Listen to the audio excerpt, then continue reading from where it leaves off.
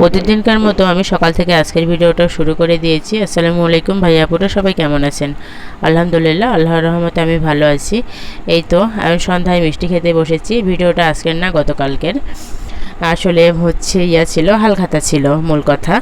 আমাদের একটা স্বর্ণকারের দোকানে হালখাতা ছিল, ওখানে পেড করে আমরা মিষ্টিগুলো নিয়ে আসছি। বাসায় সবাই বসে একসাথে খাচ্ছি। সকালে স্কুলে যাচ্ছি, দেখেন ওহিবাবু আর আমি একসাথে স্কুলে যাচ্ছি, আর আমার বড় ছোটো পণ্ডিতটা সামনে একা একা হেঁটে হেঁটে যাচ্ছে। চারিদিকটা দেখেন কেমন ঘন কুয়াশার মতো মনে হচ্ছে, দেখে শীতকাল শীতকাল ভাব। চারিদিকে এত কুয়াশা, কিন্তু ব্যবসায় একটা গরম কেমন যেন। এইদিকে সকালবেলা আসলে এই রাত্রেবেলা কারেন্টের ডিস্টার্ব, তারপর এত গরম, এর মধ্যে ঘুম হয় না। এইদিকে সকাল 6টার সময় উঠে স্কুলে যাইতে মন চায় না। তারপরেও কিছু করার নাই, বাচ্চাদের তো স্কুলে নিয়ে যেতেই হবে, কারণ এত সকালে তো ওদের একা একা ছাড়া যায় না। তারপর আমার পিসকিটা অনেক ছোটো, ওকে তো ছাড়বই না কখনোই, যতই কষ্ট হোক। স্কুলে ওদের রেখে এসে দুপুরে রান্নার জন্য প্রিপারেশন শুরু হয়ে গেছে। রান্না কমপ্লিটের দিকে দেখতেই পাচ্ছেন। আমি আজকে মাছ রান্না করেছি, মাছ ভুনা করেছি, আর ডুমুর ভাজি করেছি। ডুমুরগুলো আসলে কালকের একটা ঘটনা। আমি ছাদে কাপড় চোপড় দিতে গিয়েছিলাম, কাপড় নাড়তে গিয়েছিলাম, দেখি দুটো ছোট ছোট বাচ্চা কাদের গাছ থেকে ডুমুরগুলো পারছে, বিক্রি করবে আর কি।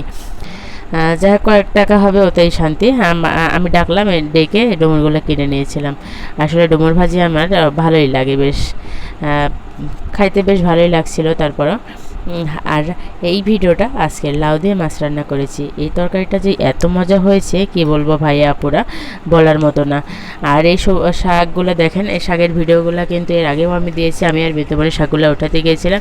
এই শাকটা আমরা খেয়েছি, আজকে একটুখানি আছে, আমরা ভর্তা করে খাবো। এই তো ভর্তা করার জন্য আমি অনেক গোটা গোটা করে পেঁয়াজ আর রসুনগুলো সুন্দর করে দিয়ে দিয়েছি শাকের সাথে ভর্তা।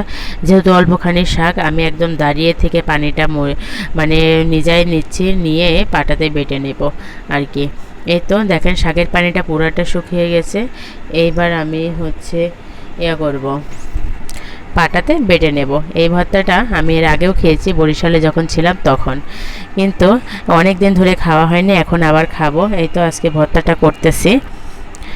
ভর্তাটা করা দারুণ হয়েছে। আমার ছোটো ননদ বলতেছিল এর মধ্যে কালো জিরা দিলে নাকি খুব বেশি ভালো লাগে, কিন্তু আমি কালো জিরা দিই নাই, শুধু শাক সিদ্ধ করে নিয়ে রসুন পেঁয়াজ দিয়ে এই যে বেটে নিলাম সুন্দর করে, সরষের তেল দিয়ে মেখে এখন ভাতের সঙ্গে খাবো।